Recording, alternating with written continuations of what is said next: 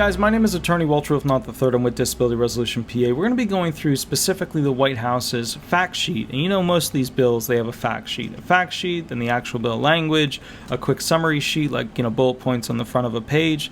When it comes to these bills, we're going to be doing the fact sheet, which is kind of like the intermediate between the bullet points and the actual bill language. This is straight from the White House, so obviously President Biden approved this. And then specifically, you know, maybe not directly, but through, you know. And we're going to be going through fact sheet, historic bipartisan infrastructure deal, and here we go. Let me take a quick drink of water real quick because I've already shot a bunch of videos. Okay, guys, here we go. July 28th, 2021, statements and releases, so last month. This is specifically from the White House. Today, the president and the bipartisan group announced agreement on the details of a once-in-a-generation investment in our infrastructure, which will be taken out once in a generation because it literally will cost a generation to pay it off. But that's, you know, look, we do need this stuff. Let's keep going. Which will be taken up in the Senate for consideration. In total, the deal includes $550 billion in new federal investments in America's infrastructure. The bipartisan infrastructure deal will grow the economy, enhance our competitiveness, create good jobs, and make our economy more sustainable, resilient, and just.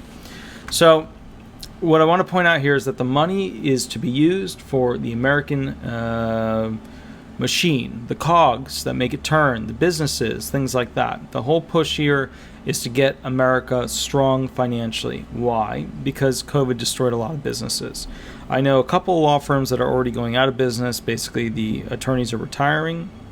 I know some law firms that are completely getting out of Social Security disability benefits and just sticking with VA benefits because VA benefits pays a lot significantly better than Social Security benefits when it comes to fighting for people's rights for disability benefits. So the bottom line here, guys, is that essentially the whole thing here is this is to fund the cogs, to make the businesses work, to make the money to pay taxes, to go ahead and fund what all of this is. That's the summary. The deal will create good-paying union jobs. With the president's Build Back Better agenda, these investments will add on average around 2 million jobs per year over the course of the decade. So remember, this is about jobs because then they can tax those jobs and those income and spend the money, while accelerating America's path to full employment and increasing labor force participation, getting people working who normally wouldn't work. That's not a great thing to hear when you're thinking about Social Security disability benefits, because then if you make Social Security disability benefits harder to stay on, harder to keep, then basically a lot of people who are claiming that they are disabled, the expectation is increasing labor force participation. So this is probably going to be put in place, and I think a lot of people thought that the agenda would be to get and allow, you know, being on Social Security disability benefits to be easier. I don't think that's where this White House is going.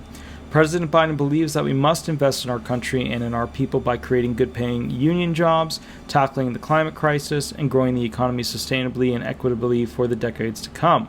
The bipartisan infrastructure deal will deliver progress towards these objectives for working families across the country.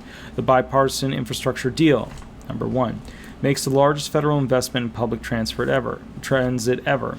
Makes the largest, number two, makes the largest federal investment in passenger rail since the creation of Amtrak. Number three, makes the single largest dedicated bridge investment since the construction of the interstate highway system. Number four, makes the largest investment in clean drinking water and wastewater infrastructure in American history, delivering clean water to millions of families. This is important as somebody who specifically, and I support Biden on this one heavily, I did my big paper in law school, my treatise, my, great theory and thesis on essentially parts per billion analysis, for heavy toxins, which are usually like heavy metals and things like that while I was in law school. I've been recently searching to try and get heavy metals tested in some water samples that I got, and none of these facilities that are local labs will go ahead and take the water and test it for parts per billion on at least 7 of the heavy metals that are out there. They used to have it all around. When I was in law school, you could find any lab that would do that. Now, extremely difficult. Even the ones that send it out to other labs, they couldn't do it. So I keep running out of options to get these things identified. So what I may have to do is just go to different labs to go ahead and get different amounts tested. So I may be buying like little bottles for the bigger bottle to go into, and then each lab gets a different thing. But a lot of people don't realize, but parts per billion of heavy metals, your leads, your arsenic, things like that. And there's a lot of them. But the point, those are the most common ones. But the point is, little itty bitty parts. Think of like a water drop in an Olympic-sized pool, right? Little itty bitty parts. The amount of it essentially can really slow down a person's mental capacity.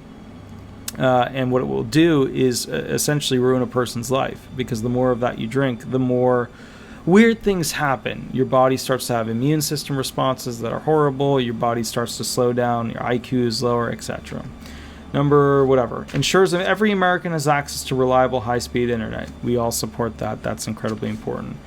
Next one. Helps us tackle the climate crisis by making the largest investment in clean energy transmission and EV infrastructure in history, electrifying thousands of schools and transit buses across the country, and creating a new grid deployment authority to build a clean 21st century electric grid. I don't even know what all of that means in the sense of what's going to be required. I don't know what homeowners are going to be required to do to switch over. I don't know, because remember, what are we getting rid of here? And then remember, there's also the other thing, everybody's like, look at my amazing, electric car. Well, how's the electric car powered? Well, it's powered from coal. Coal, very dirty, powers these electric cars. The electric cars then advertise, and that's that whole virtue signaling thing. Like a company will be like, I am virtuous, but in reality, the virtues, the infrastructure to provide those virtues hasn't caught up yet. Not a bad thing to make the product of the future. We just have to make the product of the future, and then hopefully what President Biden is doing here, which would be amazing, is go ahead and provide the backdrop for businesses to create the future for people to buy into cheaply. The president promised to work across the aisle to deliver results for working families. He believes demonstrating that democracies can deliver is a critical challenge for his presidency. Today's agreement shows that we can come together to position American workers, farmers, and businesses to compete and win in the 21st century. Main goal is to get people working, because then you get more tax dollars. Then you can spend it on more of this stuff. Roads, bridges, and major projects. 1 in 5 miles, or 173,000 total miles of our highways and major roads, and 45,000 bridges are in poor condition. It is interesting, though, that right before this whole bill came out, that we were seeing a lot of buildings, a lot of, bridges and things like that just collapsing, where normally you don't see as many collapsing. So it is interesting to see that the infrastructure is collapsing at an accelerated rate compared to how it usually collapsed back in the day. Maybe it's because things are getting hotter, maybe the storms are getting worse, who knows, could be anything. Bridges in poor condition pose heightened challenges in rural communities, which often may rely on single bridge for the passage of emergency service vehicles. The bipartisan infrastructure deal will invest $110 billion of new funds for roads, bridges, and major projects, and reauthorize the surface transportation program for the next 5 years, building on bipartisan surface transportation, reauthorizing bills passed out of committees earlier this year. Now remember, people are going to be against some of this because people like to drive. And the moment they start to do this, more trains, more this, more that, they're going to start to make it more expensive for people to drive so that they can pay for building the trains. This investment will repair and rebuild our roads and bridges with a focus on climate change, mitigation, resilience, equity, and safety for all users, including cyclists and pedestrians. The bill includes a total of $40 billion of new funding for bridge repair, replacement, and rehabilitation, which is the single largest dedicated bridge investment since the construction of the interstate highway system. The bill also includes around $16 billion for major projects that are too large or complex for traditional funding programs, but will deliver significant economic benefits to communities.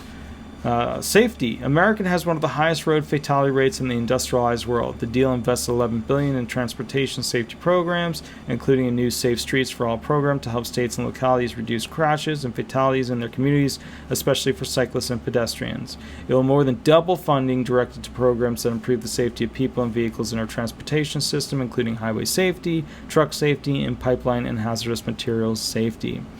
All right, so what we're looking at here is basically, what are the goals of making the roads safer?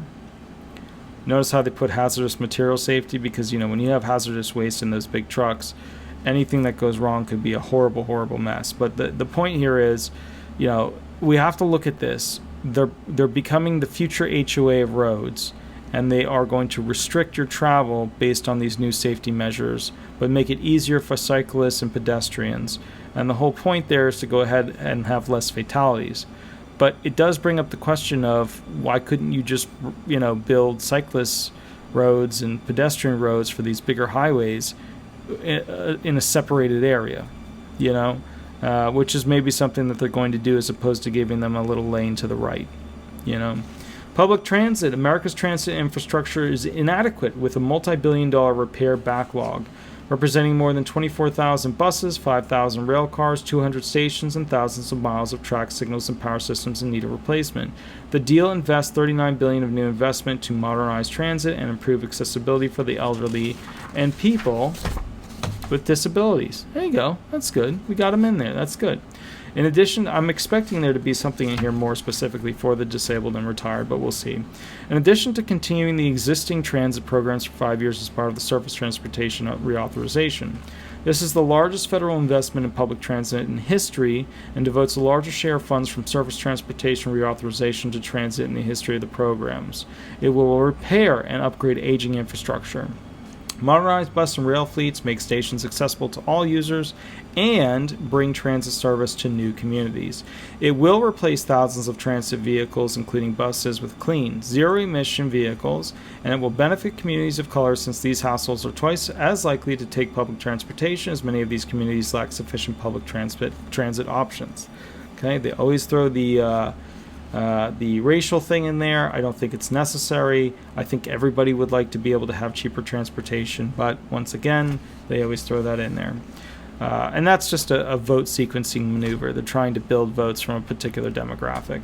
Passenger and freight rail. Unlike highways and transit, rail lacks a multi-year funding stream to address deferred maintenance, enhance existing corridors, and build new lines in high-potential locations.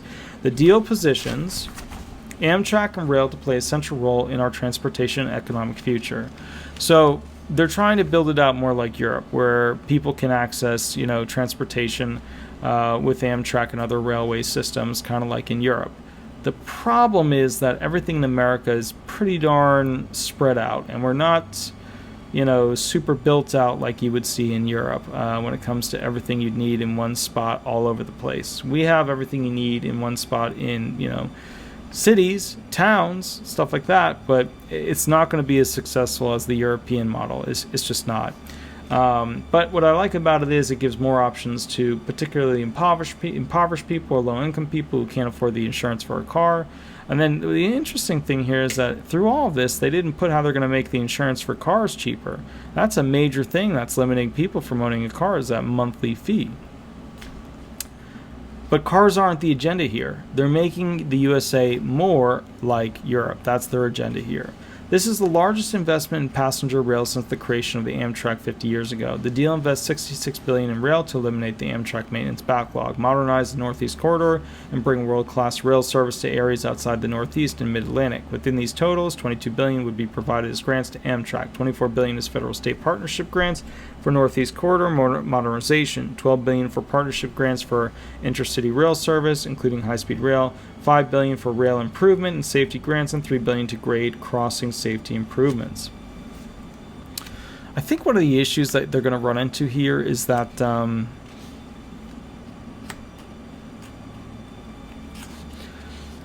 America loves cars. They love the freedom of cars, going where they want to go, going off-road. I think what they're going to run into here is a problem of this transportation will lead to people being more successful and getting more jobs, but then those people will just buy more cars. And the cars will usually be cheap cars, which means gas-guzzling 90s cars, early 2000s cars, because that's what they'll be able to afford, because they want to buy into that freedom. So this, to some degree, will be creating the future of more cars. EV infrastructure, that's perfect timing. Let's see what they have in mind. U.S. market share of plug-in electric vehicles, EV, sales is only 1/3 the size of the Chinese EV market. The president believes that must change. The bill invests $7.5 billion to build out a national network of EV chargers. This is the first ever national investment in EV charging infrastructure in the United States and is a critical element in the Biden-Harris administration's plan to accelerate the adoption of EVs to address the climate crisis and support domestic manufacturing jobs. The problem is this, guys. It's not that they don't have chargers all over the place. It's the amount of time that it takes to charge a lithium battery. If it's just on, if it's on a 440 charger, it's a couple of hours. If it's on a 220 charger, it's like 9 to 12 hours. If it's on a 110 charger, it takes like 40 hours to charge the vehicle. It's ridiculous. So the bottom line here, guys, is that it's good to put these chargers in for the future, but the technology is not there yet for long drives. The bill will provide funding for deployment of EV chargers along with highway corridors to facilitate long-distance travel and within communities to provide convenient charging where people live, work, and shop. Federal funding will have a particular focus on rural, disadvantaged, and hard-to-reach communities. Okay, and my big thing here with these disadvantaged and hard-to-reach communities is that when you build this thing out, make sure you build enough parking spaces.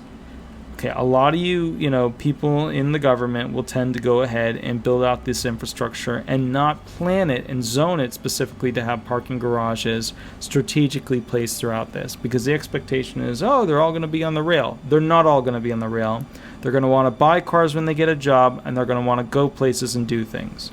Electric buses. American school buses play a critical role in expanding access to education, but they are also a significant source of pollution. The deal will deliver thousands of electric school buses nationwide, including in rural communities, helping school districts across the country buy clean and American-made zero-emission buses, and replace the yellow school bus fleet for America's children. The deal invests $2.5 billion in zero emissions buses, $2.5 billion in low-emission buses, and $2.5 billion for ferries. Oh, neat. Okay, the boating maritime. These investments will drive demand for American-made batteries and vehicles. Notice how they said with ferries, not like low emission or fully electric. That's because the marine industry is way behind in that market. And they also need massive power. The marine, like if you're thinking like, oh yeah. No. These boats, they need a lot more power to push them through the water. But that's another thing. And the batteries aren't there yet. The technology for that is just barely coming into its fruition for basically small boats. We're starting to see maybe potential mid-sized boats, but pretty much anything 24 foot and under, we've got outboards that are fully electric. But when it comes to the bigger boats, 30 foot and up, we're not seeing a lot of technology in that market yet. American-made batteries and vehicles creating jobs and supporting domestic manufacturing while also removing diesel buses from some of our most vulnerable communities. In addition, they will help the more than 25 million children and thousands of bus drivers who breathe polluted air on their rides to and from school. Diesel air pollution is linked to asthma and other health problems that hurt our communities and cause students to miss school, particularly in communities of color and tribal communities.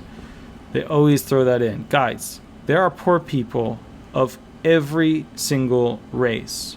There are more white poor people in America than every single race that's out there. Every tribal group, every African group, every Asian group, every single group, there's more poor white people. You don't need to put in communities of color. That's just a tactic to get voters. You don't need to put in tribal communities. That's just a tactic to get voters by saying, you are part of my demographic now. You are the genre of people that will vote for me. There are poor people of every color.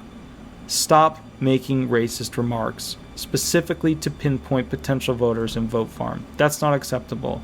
What you should be doing is addressing the fact that there are poor people in every race and that specific communities need helping hands, particularly communities of color and tribal communities. Guys, impoverished communities. That's the reality. Otherwise, this is horribly racist and race-based and terrible, because it says, well, poor Asian communities, maybe we'll consider them a community of color. Poor white communities, we're definitely not considering it. We're going to put other communities first.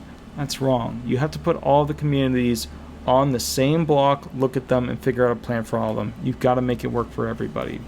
Reconnecting communities. Too often, past transportation investments divided communities, like the Claiborne Expressway in New Orleans or the I-81 in Syracuse, or it left out the people most in need of affordable transportation options. In particular, significant portions of the interstate highway system were built through black neighborhoods. The deal creates a first-ever program They're not just black neighbors. Like, that's another thing that bothers me.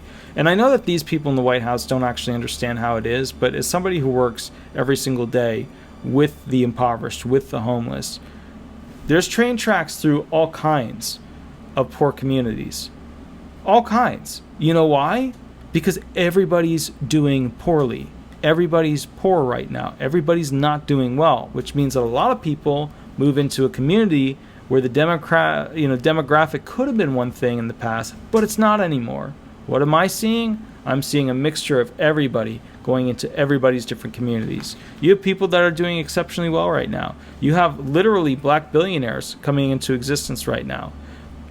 My point is, we need to make this less about race. I think if we go to 2030, like if we go 9 years forward in the future and we go back to this, we would read this and say, this is not acceptable. Our future selves would be upset by this.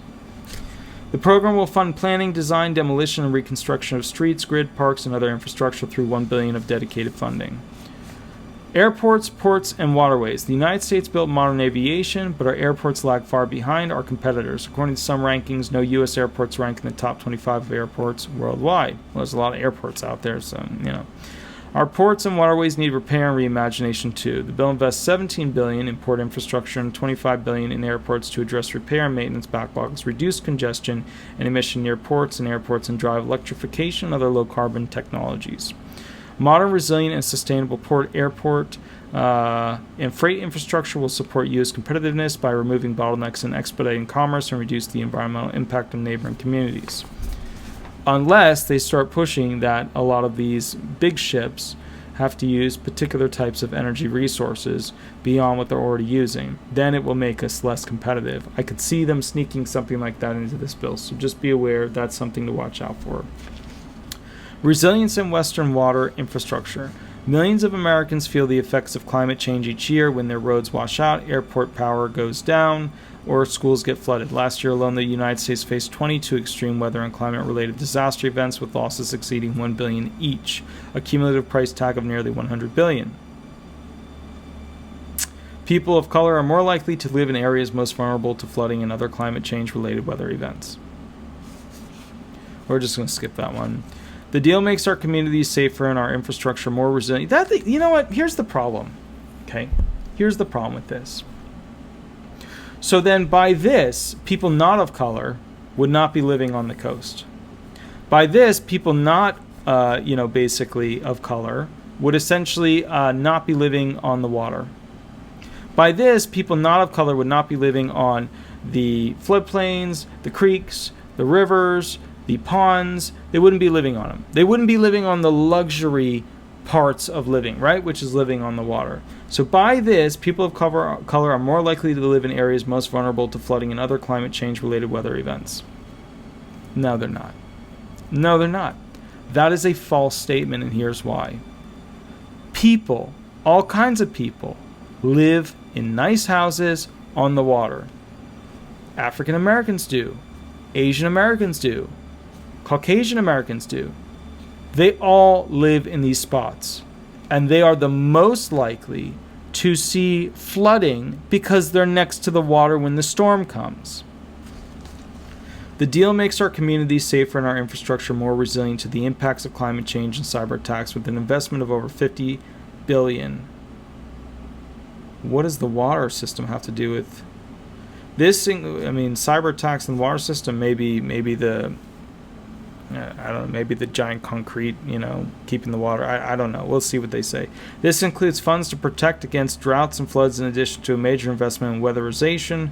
The bill is the largest investment. You ever notice that they keep just creating like common words now where by adding isation, weatherization, weathering, but now it's weatherization. The bill is the largest investment. I'm not creating, but they're just, it's everything's isation, The bill is the largest investment in the resilience of physical and natural systems in American history. Why did they put in this whole cyber attack thing? Maybe it's for water-based infrastructure-related fears of somebody taking over and flooding an area by pushing a button or inputting some bad code. I don't know. That was a little bit weird. They should have done that better.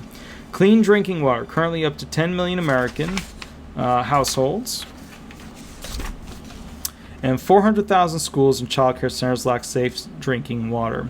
The deal's $55 billion investment represents the largest investment in clean drinking water in American history, including dedicated funding to replace lead service lines. There you go. Remember, we were talking about parts per billion and the dangerous chemicals PFAS and the poly. I don't even know how to pronounce that. Fluoroalkyl. I don't know. I haven't seen that word before. It will replace all the nation's lead pipes and service lines from rural towns to struggling cities and deal investments in water infrastructure across America, including in tribal nations and disadvantaged communities that need it most. That's one of the most important things that they could do, because essentially parts per billion of heavy metals in water really screws up kids. It's terrible. They had to change the law when it came to orange juice and specifically apple juice because there were too many parts per billion of lead in it. And that's from brands all over the place, like Walmart, Publix, etc. High-speed internet, broadband internet, and they went from 50 parts per billion to 10 parts per billion to 5 parts per billion. They want to get it to 1 part per billion. Broadband internet is necessary for Americans to do their jobs, to participate. Here's the high-speed internet portion. Participate equally in school learning, healthcare, and to stay connected. Yet, by one definition, more than 30 million Americans live in areas where there is no broadband infrastructure that provides minimally acceptable speeds, a particular problem in rural communities throughout the country. I felt like they were going to add people of color there. I felt it, but then it didn't happen, and it surprised me. The deal's $65 billion investment ensures every American has access to reliable high-speed internet with a historic investment in broadband. They made a mistake there.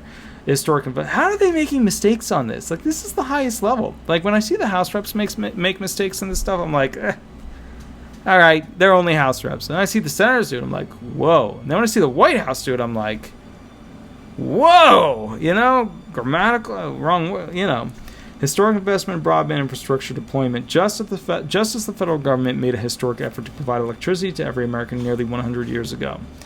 That's good. We want internet to be everywhere. What will happen with, how we do that with, essentially Starlink, Elon Musk's, internet from the star system, who knows? But that may be a very large part of this, and hopefully they tap into the technology there. The bill will also help lower prices for internet service by requiring funding recipients to offer a low-cost affordable plan by creating price transparency and helping families comparison shop. Yeah, my internet just at this house is $100 a month, which is ridiculous. And by boosting competition in areas where existing providers aren't providing adequate service, it will also help close the digital divide by passing the Digital Equity Act, ending digital redlining and creating a permanent program to help more low-income households access the internet. I don't know what's in that. I'm excited to read about it. I'm going to go ahead and let me get my little highlighter out here. The Digital Equity Act. We're going to do a thing on that, because I have no idea what their plan is with that. Environmental remediation. In thousands of rural and urban communities around the country, hundreds of thousands of former industrial and energy sites are now idle, sources of blight and pollution. We're coming to the end, guys, so if you're falling asleep, we're very close. Sources of blight and pollution. 26% of black Americans and 29% of Hispanic Americans live within 3 miles of Superfund site, a higher percentage than for Americans overall. Proximity to a Superfund site can lead to elevated levels of lead in children's blood because it leaches into the water. And then also it's in the air, etc. The deal invests $21 billion, and I know a lot of you guys think that can't actually be in the air. It actually can be in the air. The deal invests $21 billion in environmental remediation, making the largest investment in addressing the legacy pollution that harms the public health of communities and neighborhoods in American history, creating good-paying union jobs in hard-hit energy communities and advancing economic and environmental justice. The bill includes funds to clean up a Superfund and brownfield sites, reclaim abandoned mine land, and cap orphan gas wells. Okay, cool. I'm excited. So we're going to reclaim abandoned mine land. How? I mean, are we just going to start digging for stuff again, or are we going to, put other businesses on it? Probably put other businesses on it. Power infrastructure. As the recent Texas power outages demonstrated, our aging electrical grid needs urgent modernization. Sorry, I read that wrong. As the recent Texas power outages demonstrated, our aging electrical grid needs urgent modernization. A Department of Energy study found that power outages cost the U.S. economy up to $70 billion annually. The deal's $73 billion investment is the single. If it costs us $70 billion annually, how the heck is $73 billion investment? All right, I guess that's going to fix it. Single largest investment in clean energy transmission in American history. It upgrades our power infrastructure, including by building thousands of miles of new resilient transmission lines to facilitate the expansion of renewable energy. Yay for all those future HOAs to ruin your life as to how to live. Resilient transmission lines to facilitate, blah, blah, blah. It creates a new grid deployment authority. Ooh, okay, all right. Invests in research and development for advanced transmission electricity distribution technologies and promotes smart grid technology that delivers flexibility and resilience. It invests in demonstration projects and research hubs for next generation technologies like advanced nuclear reactors, carbon capture, and clean hydrogen.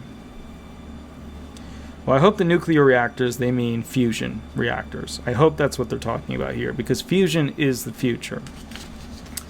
With the lasers and the yada yada. Offsets. In the years ahead, the deal will generate significant economic benefits. It is financed through a combination of redirecting unspent emergency relief funds, which I can't even tap into. I have tried to get one of those SBA loans over and over. They won't give me one. So I might actually have to look into a lawsuit specifically against the SBA to just be able to potentially get some of the loan funding that's out there to be able to use it to build a law firm. But it just seems like they're playing games at this point. They are, for me at least, I don't know if any of you guys have had that issue, but I can't tap into any of that stuff. I've emailed them 1,000 times and it just doesn't matter. In fact, they came out and said that one of the most ridiculous things that they couldn't approve it because I wasn't paying my child support. I don't have any kids. I've never had any kids. I never adopted any kids. I don't have any kids. It is financed through a combination of redirecting unspent emergency relief funds, targeted corporate user fees, strengthening tax enforcement when it comes to cryptocurrencies, and other bipartisan measures in addition to the revenue generated from higher economic growth as a result of investments. That's it. That's the whole thing. It's a lot of money. It's a lot of money. But I think one of the things we need to realize here is that President Biden he's making a massive investment in the American people.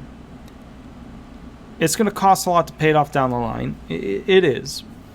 I would have liked to see something in there about the trust accounts for the retirement trust account and the disability insurance trust account because they're in trouble, in big trouble. The super fund. But I guess the big thing for me here is that a lot of people are like, but have you noticed that the political parties, it's like the focus isn't on the American people because political parties like to grab all the sunlight. And I think what's interesting is that this bill, if you break it down, is money spent on America. Should it be as much as it is? Maybe not. Maybe not. Is it going to take a while to pay that back? Yeah, maybe. Is the point of it to get people back to work? It absolutely is. Is it the point of it to tax people more? Surely will be.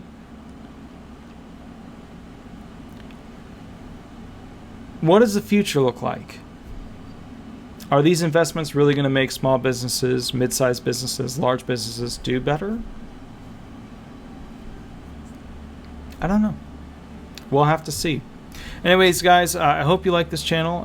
If you want to go ahead and catch up with me, remember, I go live every Thursday, 8 to 10 p.m. Eastern Standard Time, every Thursday live on YouTube. You can just call the phone number below.